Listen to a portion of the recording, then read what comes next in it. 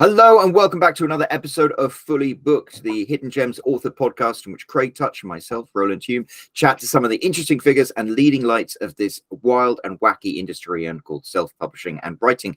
And today we are delighted to have a returning guest, Alessandra Torre, a New York Times best-selling author. She was here before to talk about Inkers Con. She is here today to talk about Goodreads. We're delighted to have you back. How are you doing, Alessandra?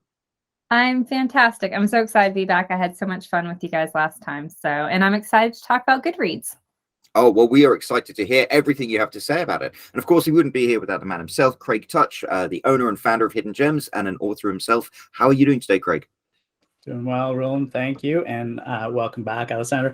You know, like we said, we had you last year around this time, I think, to talk about Inkers Con. And, you know, I'm sure all of that information is still pretty relevant. So if anybody wants to go back and check out that old episode, then, you know, maybe we'll put a link at the bottom for it. But and actually, you know, you can even tell us about anything new that's coming up this year. And then, you know, we'll launch into Goodreads right after that. But since, you know, it's coming up in a few months, why don't you give us a quick update on that? Yeah, I'll just give you guys a quick 30-second to a minute summary of Inkers Con is coming up. It's coming up in June in Dallas. That's the in-person event, but we also have a really robust and energetic online event that accompanies it. So attendees can attend in person or online. We're a fiction-based conference, and we aim for as high level and advanced presentations as we can.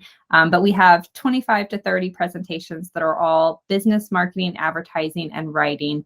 And it's focused on fiction authors. So if you're interested, you can check us out at inkerscon.com. Perfect. One day I want to get out there.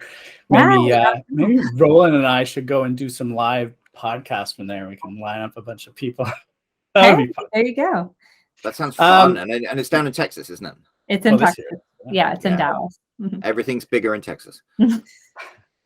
So this year, though, we wanted to come back to the idea of Goodreads, because I know that you used to do a bunch of courses on that. You're, you know, one of the people that, whether you admit it or not, you're the expert on Goodreads, as far as I'm concerned. I once asked my audience of authors in a newsletter about Goodreads, and more than one person gave me your name, which is how I heard about you originally. This was like, you know, a couple of years back, as the authority on Goodreads. So I'm glad to have you come on and talk about it a bit. So you know, give us some idea of Goodreads as it pertains to authors. And I know it's, you know, a lot of readers use it, and they leave their reviews on there, and they use it as a site to sort of discover new books and everything. But, you know, it's a powerful tool for authors as well. So what should authors really be thinking about with Goodreads? Absolutely. So if you haven't heard of Goodreads, Goodreads.com is the largest reader and author and book social media platform in the world.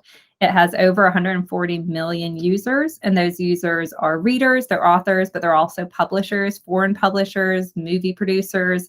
Pretty much anyone who's focused on books is going to be on Goodreads. And it's primarily a platform where readers find a book and review it. And unlike other social media, it does consider itself a social media platform. And unlike other social media platforms, it is 100% focused on books. So if someone is on the site, they are looking for a book to review it or to recommend it, or just trying to find their next read. So as authors, I always say, if there's one place we're going to be, if you're only on one social media platform, be on Goodreads. And the beauty of Goodreads is that it doesn't take a lot of time to be considered active on Goodreads. I am very active. I'm considered very active on Goodreads, and I spend maybe 15 to 30 minutes a month on Goodreads. It's a very small portion of my time, but it yields for me big rewards for that time. So for 30 minutes a month, what are you doing? You're just sort of like updating your page and sort of responding maybe to some comments, or, you know, what's happening with that?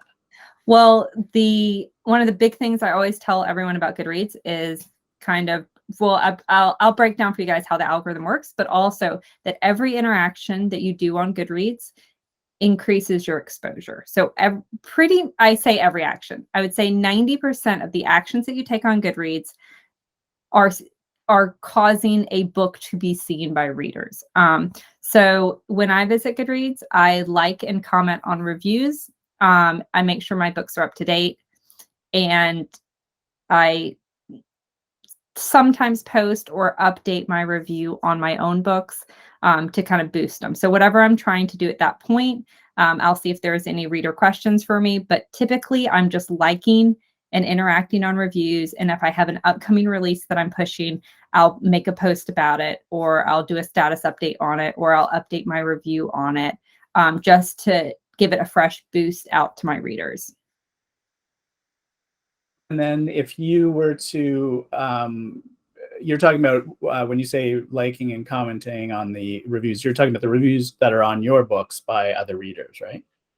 Right. So, let me go into quickly how the algorithm works on Goodreads. And the beauty of the algorithm, it is so simple.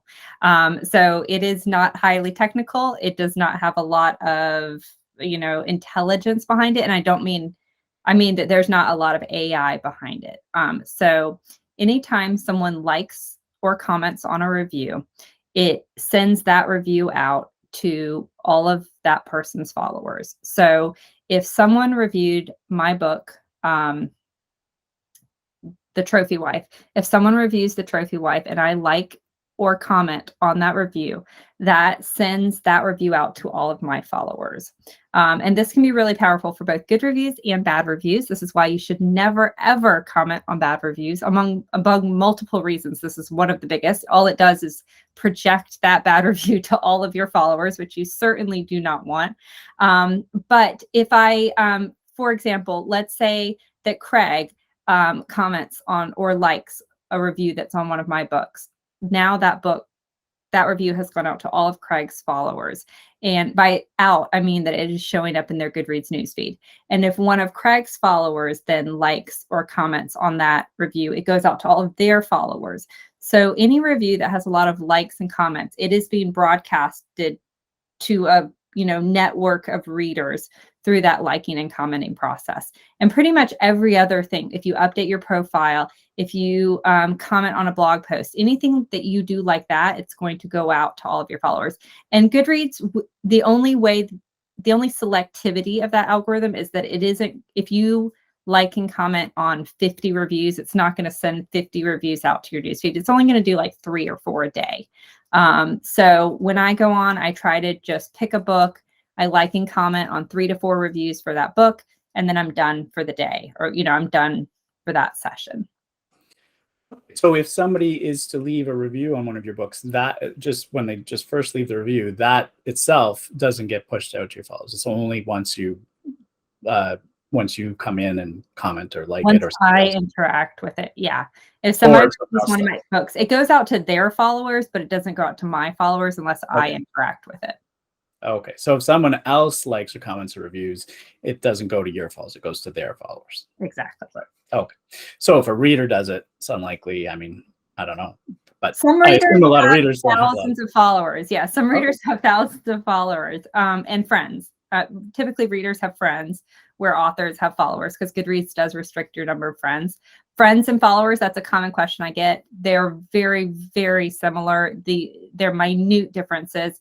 It does not matter to Goodreads if readers become your friends or your followers. I just encourage them to become my followers. It doesn't really matter, which category they fall in. Okay, that's interesting. Yeah, so I didn't even realize there was 2 different categories of people there.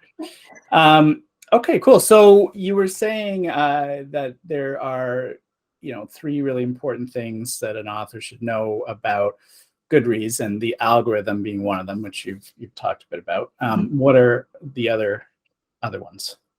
So the second thing that I want to touch on is that Goodreads will send an email out. So Goodreads communicates with its users in a variety of ways. They have on-site notifications, right? Just like Facebook, you have the little notifications thing. They put things in the newsfeed, and they also email readers. And they email readers on specific events. They email readers when authors that they follow make a blog post. So that's why it's great to make blog posts on Goodreads. They also email readers anytime a book that's on their want to read shelf releases. So that is really important because that's like a free dedicated email. It's just that book that goes out to readers with the purchase links. And it's a really beautiful, focused email.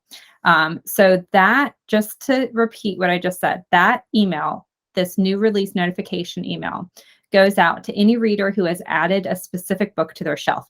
So if Roland has an upcoming release and 30 people add that book to their shelf, to their want to read shelf prior to release, on release day, those 30 readers will get an email from Goodreads letting them know that the book is live. Here's the book description. Here's the cover. Here are the purchase links.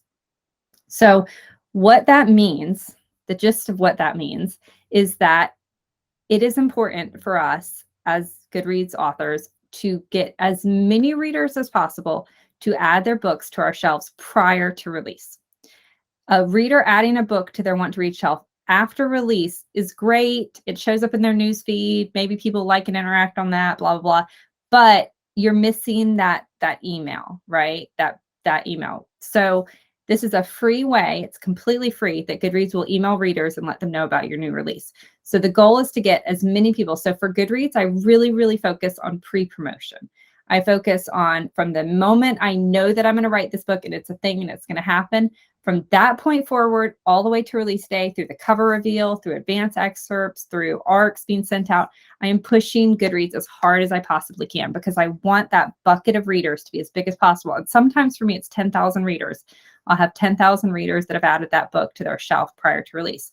Sometimes it's 2,000 readers. Sometimes it's 500. But normally for me, it's at least 2,000 to 10,000 readers. And the more readers that have added your book to their shelf, the more Goodreads, when they create their books to watch out for in November, or romances that you want to know about, this spring or whatever, what they're looking at to pick those titles, there's a couple of like paid placement spots that publishers have. But what they're mainly looking at is what books have the most adds to your shelves, right?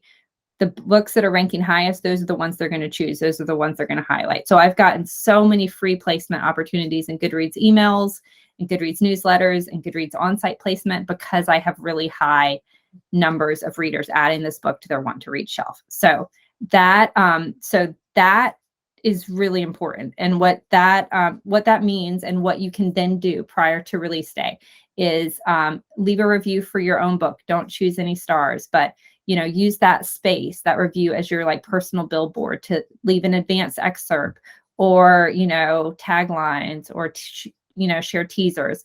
I put the Goodreads review link in as many places as possible. I include it in my newsletters. Every time I'm interacting with readers about it, I'm like, add the book to your Goodreads shelf.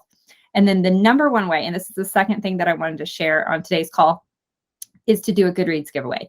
The Goodreads giveaway, I can work my butt off trying to get readers to add this book to their shelf. That Goodreads giveaway spikes those entries like crazy. You know what I mean? Like I'll just tirelessly work and I'll maybe get like 50 to 100 to 500. And then I do a Goodreads giveaway and I get 5,000, So that is the quickest and the easiest. It's also the only thing that I will discuss that costs money is the Goodreads giveaway. You do have to pay for it. And right now we're in giveaways month, so it's discounted. But it does cause a huge spike in entries. Now, is this all connected to your pre-release on Amazon? So sort of that's an easy way to, because Goodreads is owned by Amazon, aren't they? Yes, Goodreads is owned by Amazon. That's an important thing for people to know. And so, yes, if you have, it's like you can see my cheat sheet, Roland. If you've correctly linked your Amazon and your Goodreads account, then the Amazon button on your Goodreads page will link to your pre-order. So anytime that you're sending traffic to your Goodreads page, it could also be sending traffic to your pre-order on Amazon. But you don't necessarily need to have a pre-order, right? To do the correct. Right. Yeah, great question, Craig. So I add my book to Goodreads, and adding your book is really easy. You just search for your book title, and when you don't see it in the results, you click this, add a book link that's on the right side. I add my book to Goodreads as soon as I am like certain that I'm going to write it. You cannot delete a book that you add. So if you think there's a chance you might not write it, don't add it because you will never be able to delete it. But I add a book to Goodreads as early as I can, and I don't need anything. Sometimes I have like the title is untitled or undecided.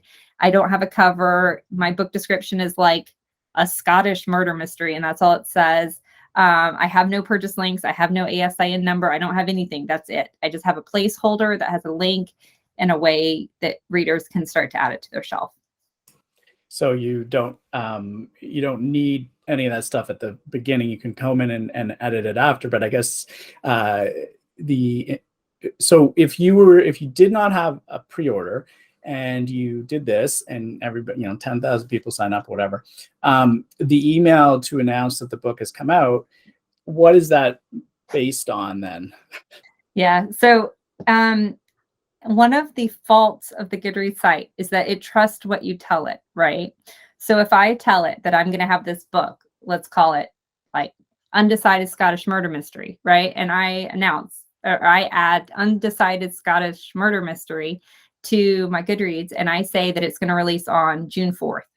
And June 4th sounded good to me. Like I normally just pick a date out of nowhere that's like a year out.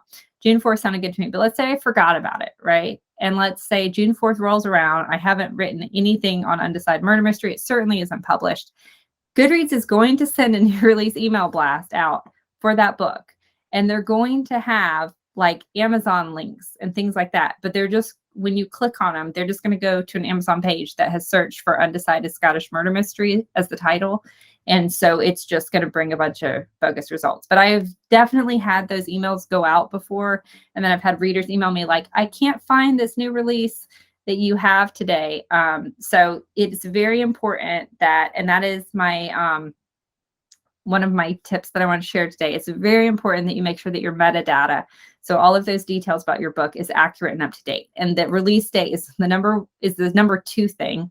It's very, very important you have your release date. But the very most important thing, I guess the release date is the most important thing. But the second thing that's super important is that you put your ASIN number into Goodreads. So that does 2 things. One, it makes sure that every time a book is published on Amazon, a Goodreads page is automatically created for it. So if you're an author that's listening and you're like, oh, my books aren't on Goodreads, they are. Like if your books are live on Amazon or on pre-order on Amazon, they are on Goodreads. People are leaving reviews for them. You might as well be there and interacting with them, right? But your Amazon, if you scroll down to like the sales rank area, you'll see your ASIN number there. That's like your social security number for Amazon for that book. And you want to put that number, cut and paste that number into the Goodreads backend. And what that will do is if your book is in Kindle Unlimited, first of all, you'll see that show up on your books page. It'll show that it's in Kindle Unlimited, but also anytime someone clicks your Amazon link on that page, on that Goodreads book page, it's going to go directly to your books page on Amazon. It's not going to go to a search results page. You do not want the search results page because you're going to have sponsored post, sponsored placement. You're also going to have your book might be on the 4th page of results for that search page. So you don't want that. You want it to go directly there so you can capture that traffic. So that's one of my big takeaways today. Make sure your metadata is up to date. And on that metadata, the release day needs to be up to date, but super, super important, that ASIN number needs to be added as soon as your book goes up on pre-order. Hop over to Goodreads and add that ASIN number. So, okay, so let me understand how this works in the sense that, sometimes authors will, this happens all the time with, with ARCs and stuff, they have their release date, let's say, March 10th. And that's the date that they expect to publish. And let's say you have Goodreads, you've done that, everything, you set it up, you said March 10th.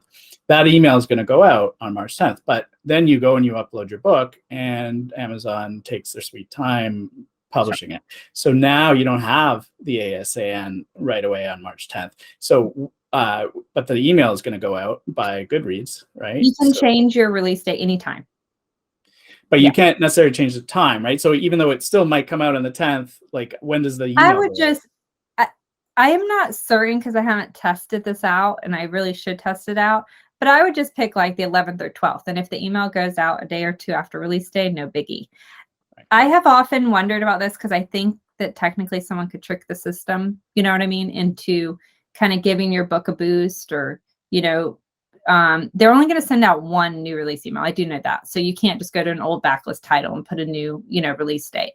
But in terms of if you don't know it, and if you're doing a live release, you're not doing a pre-order, you're just going live, then I would put it a couple days after, just to give you time, and just in case like Amazon is slow or there's something else that clogs it up, then you can go and put that ASIN number in.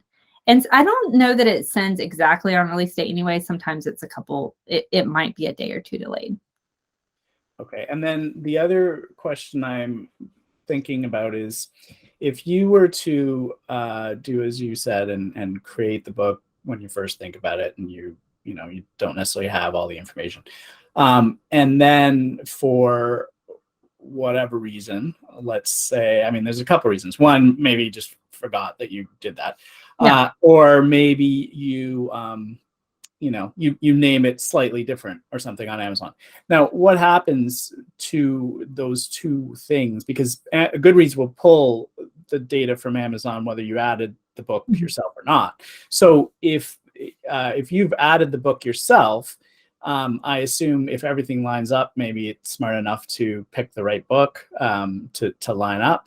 But if you're not, if you put something different or you forgot to update or whatever, are you going to end up with like two versions of the same book but slightly different? You added one, but then they pulled one from Amazon, and then you said you can't delete one. So then what happens? We have that happens all the time. So I mean, and what it does is basically the system will, or a librarian's just like a helpful volunteer that works at Goodreads. There's like thousands of them. They'll merge the records. So and typically they'll just add them as other additions, because sometimes you'll have something like True Loves, a vampire love story, right, with the subtitle, and then the audiobook is just True Loves, and then doesn't have, so it'll just show up as it's a separate edition, or they'll be able to combine them into one edition. So it'll all, very rarely is this a problem. Sometimes you will have duplicate, but either the system corrects itself, or I haven't had to actually email and ask anyone to combine editions in ages. That being said, I'm also really, really strict with myself about putting in my ASIN number, but it's not normally an issue. Either the system merges them or a librarian typically merges them. And if it's a problem and it's not getting fixed, then just reach out to the librarians group, which they have a group on Facebook and they have a group on Goodreads. The group on Facebook is like, I need a Goodreads librarian. And that's often the fastest way to get a librarian that can help you out. Okay, cool. So basically, it shouldn't happen, but if it does, it's fixable. So that's totally fixable. Totally fixable. Yeah, as long as that book really exists. Where you run into problems is if you add a book that does not exist, and then it's really hard to get it taken down. And this is why also, if you're listening and you're an aspiring author, it can be a little more difficult to get your book added pre-release, because Goodreads doesn't really trust you. Because we've had a lot of aspiring authors that show up and they got big plans, and then their book doesn't get written or their book doesn't get published. So unless your book is on pre-order on a major retailer, you will not typically be able to get your book added to Goodreads if you've never published anything. If you've published things before, then they're like, the game, you got it, and they'll take your word for it. So if you were to add one and then you don't yourself, and then you don't end up publishing that, I mean, in reality though, as long as you publish something else, right? You could just That's edit. the way to get around it. Just edit the title to a different title, edit the description, and you're totally fine. That's what I've done. Right. Yeah. Now, granted, I mean, you're going to have some readers that are like, oh, but I was adding, Untitled, a Scottish murder mystery, and this is now, a steamy romance. I mean, it is what it is. That's the worst case scenarios. You have a couple of readers who are like, how did this book get on here? But it is. So, but you can you edit books that are already published? Probably not, right? Like, it depends. You can edit certain fields. You can change the book description. You can, sometimes you can't change like the title. You often can't change the release date. you can't change the author name or something like that. If it's already published and it's already out there. I think I have changed or added authors, like if I added pen names and things like that. So certain fields, you'll go in to edit the book details, and certain things are grayed out. And often a librarian can change those for you if you can't, but sometimes, rare occasions, there's just things that just can't be changed. Right. That's what I was wondering, is whether or not, you can't delete a book, but if you went in there and changed everything, it would be unrecognizable. Pre-release, yeah, it's no big deal. You can change. Pre-release, right. But I mean, release, if you were to, I don't know, which pull your book it would down. be pre-release, right, because the book doesn't exist. Well, but I mean, even if you had one that you published and then took it down for whatever reason, if you wanted to erase existence of that book from the world, you probably wouldn't be able to, because you can't delete it, but you probably also can't change that. all the You wouldn't be, yeah. I don't think you'd be able to fix that scenario, because I've had, and this is of important note, I have added anthology stories that I've written. I've added to Goodreads, and I later regretted that, because it was a short-term anthology. It was published, and then it was taken down, and it's forever there. And then I have readers like, hey, how do I get this story? And there's just no way to really fix it, because that's, once readers start leaving reviews for it and stuff, it becomes much harder, for you to edit those. I noticed I published a particular book, and then later on I removed it and republished, so it had a new SIN. And on Goodreads, both versions exist, and both versions have reviews, and they've got different covers, and it does cause confusion there. So, and I haven't worked out how to remove them. Yeah. I mean, you might not be able to, but in your case with the anthology, even if you hadn't added it, wouldn't it have been automatically added anyways as soon as it went up for sale? Well, the entire anthology would have been. I added like my short story in the anthology, so I titled it, whatever my short story was. So that wasn't a listing on Amazon. It was just, oh, I see. It was like my portion of it. Yeah. Okay, and then you can't republish that later, even though the anthology is unpublished. Yeah, I don't know. That's a good question. I might be able to republish it later, since it doesn't have like a dead Amazon page attached to just my story. So there might be a scenario where I might be able, if I published it later as a standalone, I might be able to fix that. Right. That is interesting. So if you were to do the Amazon Goodreads, the Goodreads giveaways, right? To go back a little bit there. When you do that, what are you, how does the giveaway work? Like, aside from, you pay for it, but are you giving away, I assume you're giving away ebook versions, or maybe you're giving away paperback, or both. What do people have to do to get entered into the giveaway? Do they need to add your book to their to be read list, or something like that? Are pretty simple. The beauty of a Goodreads giveaway.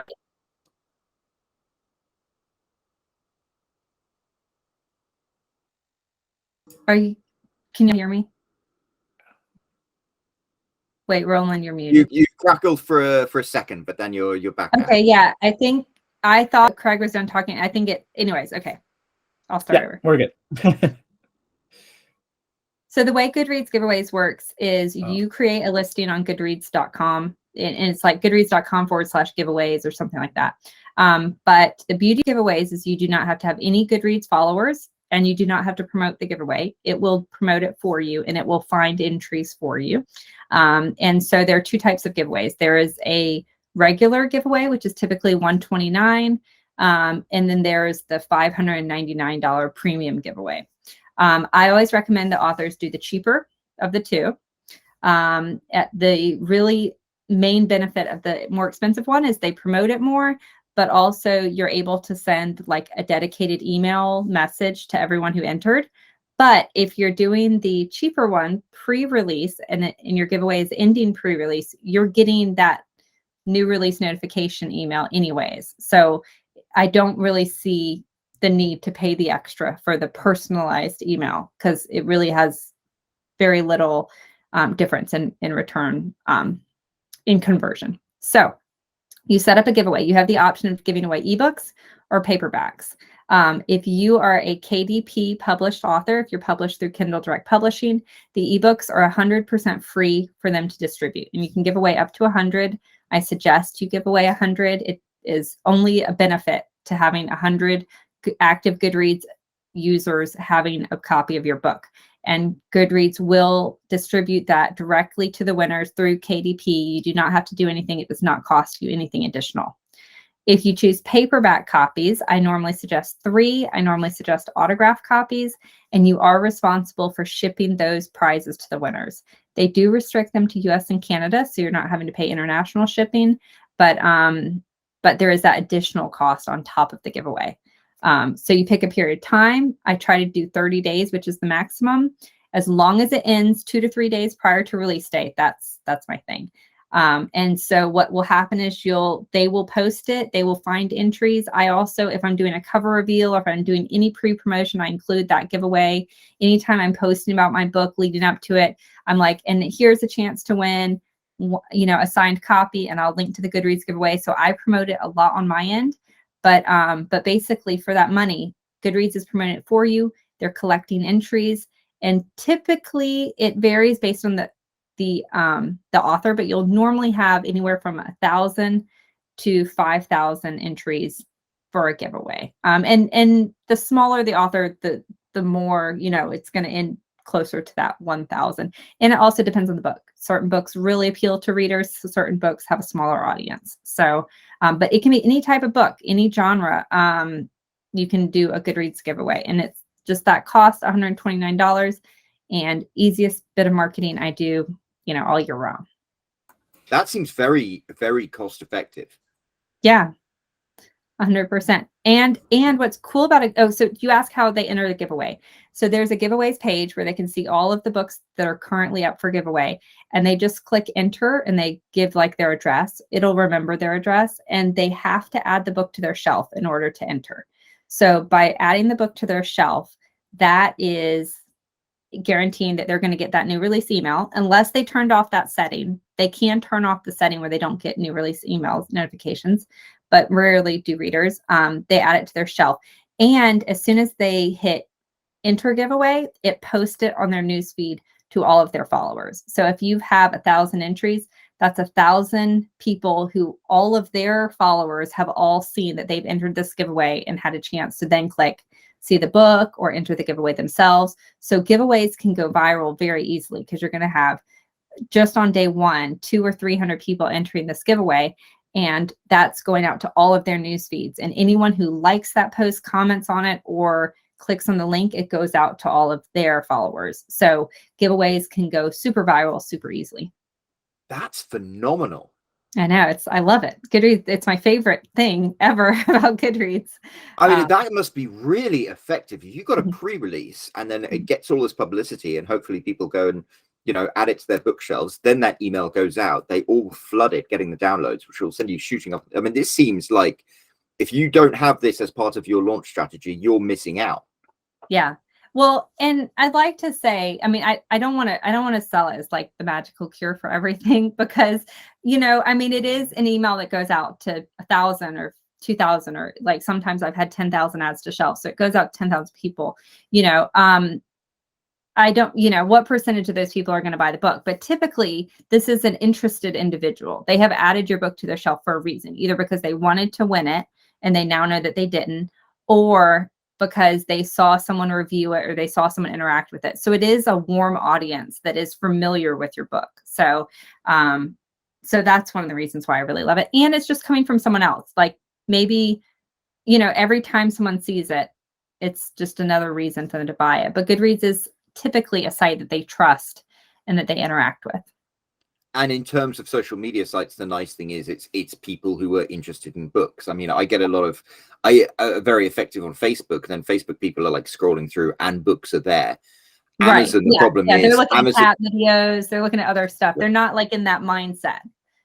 And I find the problem with Amazon is there's so much advertising there now. It's like 70% of the thing is taken up with advertising. So this seems like this is a really, hopefully people are listening to this and realizing how valuable what you're telling them is. Yes. And I will say, I mean, I love Goodreads. I'm not associated with Goodreads in any way. I will say right now, I don't suggest advertising on Goodreads. So if you're listening to this and you're like, oh, and this would be a great place for me to advertise. Right now, at least for me, the return on investment on Goodreads ads is not there. So definitely, create your author profile or claim your author profile on the site, interact with reviews, but I wouldn't suggest investing in advertising other than the Goodreads giveaways. Right. And I guess they haven't gone the route of where so many of the other social sites like Facebook and all that, where, you're saying every time somebody likes or comments, it gets shown to all their followers. Whereas on, Facebook and Twitter or whatever, it goes to a small subset of your followers. Right. Exactly. So it sounds like on Goodreads, it's going to everybody. Yeah. Yeah, it is. And I think in part that's because Goodreads doesn't have as much action, as Facebook. But also because they are kind of selective. Like they'll show your first 2 or 3 actions and then they won't show any more of your actions to those people, or on that day, to your followers on that day. Yeah. Right. And then best I can tell, I mean, I'm doing all this best I can tell from my experience and interaction with it, is it seems to reset every day, That's Yeah. great. Well, I mean, that goes towards the idea that you were saying, you spend 30 minutes a month. That's not 30 minutes in one day. Maybe it's every other day or so you're going in and liking and commenting on a few things, so that every day you have that sort of push. Yeah. And then the next day, a couple of days later, you do it again. Whereas if you blew all that time in one day, then your results are going to be very muted, because you're kind of wasting the effort. Yeah, 100%. Yeah, it's still, even like, let's say you're like, oh, I've already commented on 3 or 4 reviews.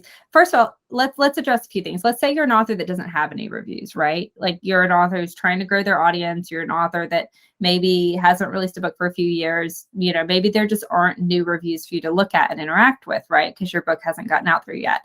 I would suggest then liking and commenting on other books that are similar to yours. And don't be like, oh, if you loved this book, you should check out, The Pastor's Daughter by Alessandra Torre. Don't do that. Like, just like and comment on it in an interactive, natural, non-spammy way, because it's still then putting your face out there, and people will start to follow you if they think that you read books or to potentially write books that are similar to them. But it's also a great way just to boost your fellow authors, right? So like, to help out the indie author community. And if you have a couple of authors that you're friends with that you try to promote each other's books, then, I've been in plenty of Goodreads circles where we're like, hey, everybody, so-and-so's having a release today. Let's all go like and comment on 3 of her reviews, for this book. So there's a lot of things you can do like that with other authors if your book doesn't have those reviews. And the other thing is, authors love to avoid Goodreads because they have been told that it is a horrible place and it's full of trolls, and it's, like, if you go to Goodreads, just forget it. Might as well just pack up your stuff, move to, the middle of nowhere, and just give up on life. I will tell you, I am a very active member of Goodreads. I have been for a decade now, and I've experienced maybe 2 negative experiences in Goodreads. And both of those were situations where I read a review that hurt my feelings, and I closed my laptop and I walked away, and that was the end of it, right? So if you look for drama on Goodreads, you'll find it and you'll get involved in it. But if you aren't trying to find drama, you aren't going to find it. Every other experience I've had has been wonderful and pleasant. And granted, when I look at my book's pages, I filter by 5-star reviews. Those are the only ones I interact with. I sometimes look at 4 stars also, and I will like those. I won't comment on them unless they're really strong. And the other thing to remember about Goodreads is their 5-star rating system is different than other sites. They have a legend, where they explain each stars, and 3 stars means I liked it. A 3-star review on Goodreads is not a bad review. It means they liked it. They liked your book. So a lot of times you're like, oh my gosh, my average review on Goodreads is 3.5 stars.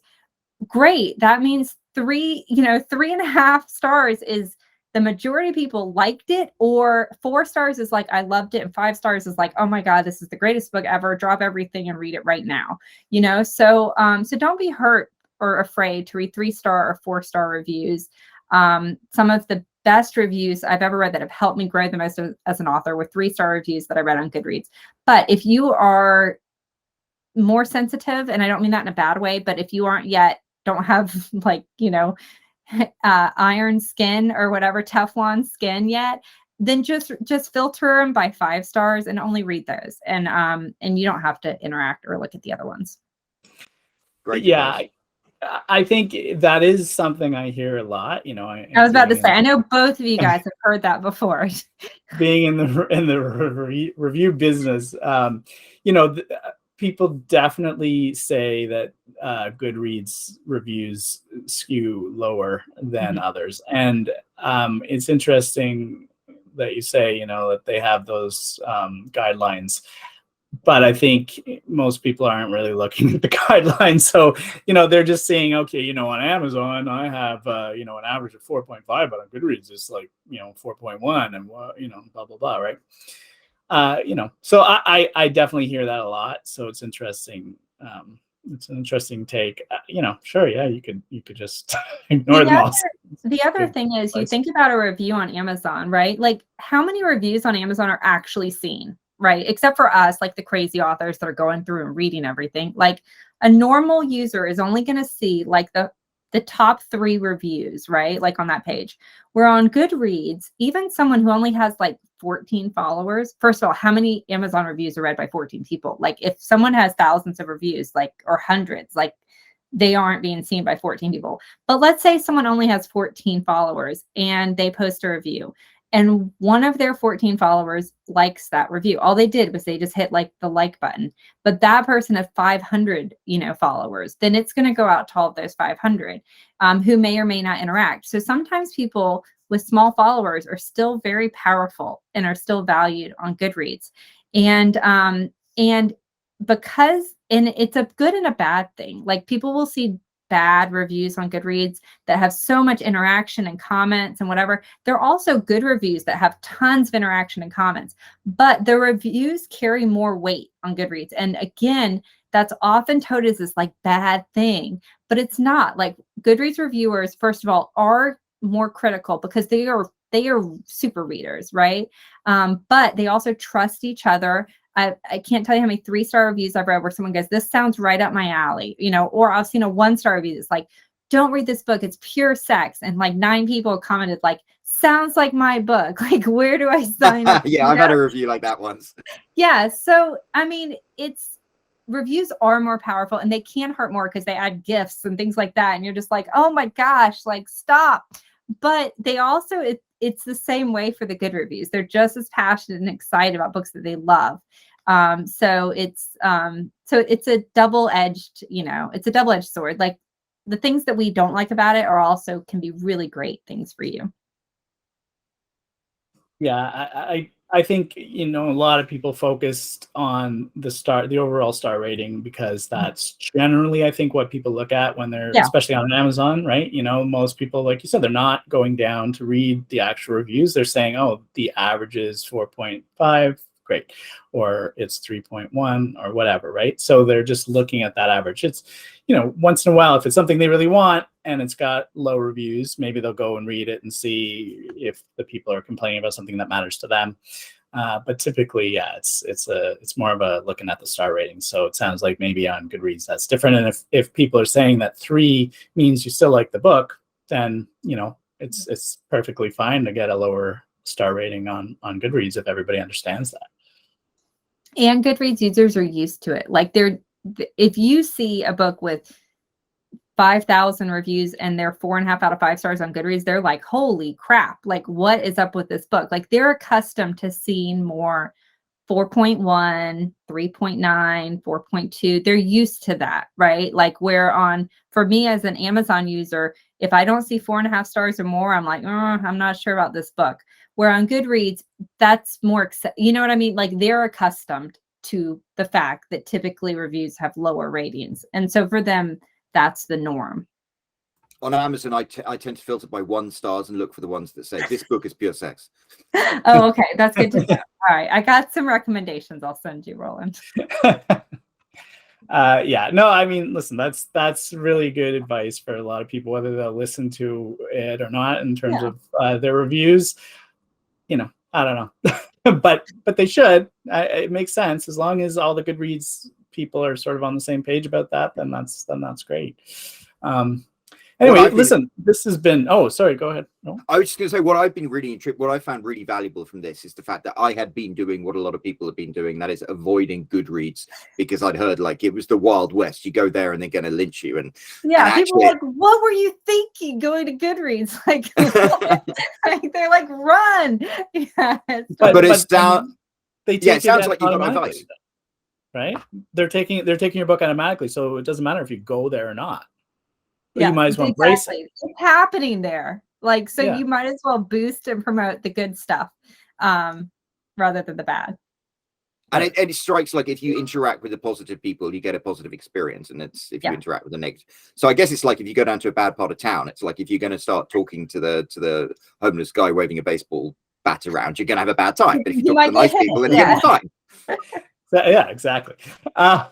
No, but I think that it's really important because, you know, Goodreads is there. It's going to pull your book information anyways, right? So if you're ignoring it, I mean, you can, but sticking your head in the sand doesn't mean like it's not going to happen anyways. You're not going to be able to take advantage of all these benefits that you've laid out. And it seems to me like the benefits outweigh the negative things. And even if they don't, there are benefits, and you're going to get the negatives anyways because your book's going to be pulled in anyway. So why not, you know, mitigate it at least by taking advantage of all the positives that you can do, like, you know, everything you've gone over, like all this, you know, having people at it, getting that free exposure, the email, the dedicated email, like that's one less newsletter you have to write, or you do it as well, right? And then it's 2 dedicated emails about your release, and one's not coming from you, so it doesn't sound like you're pimping it too much.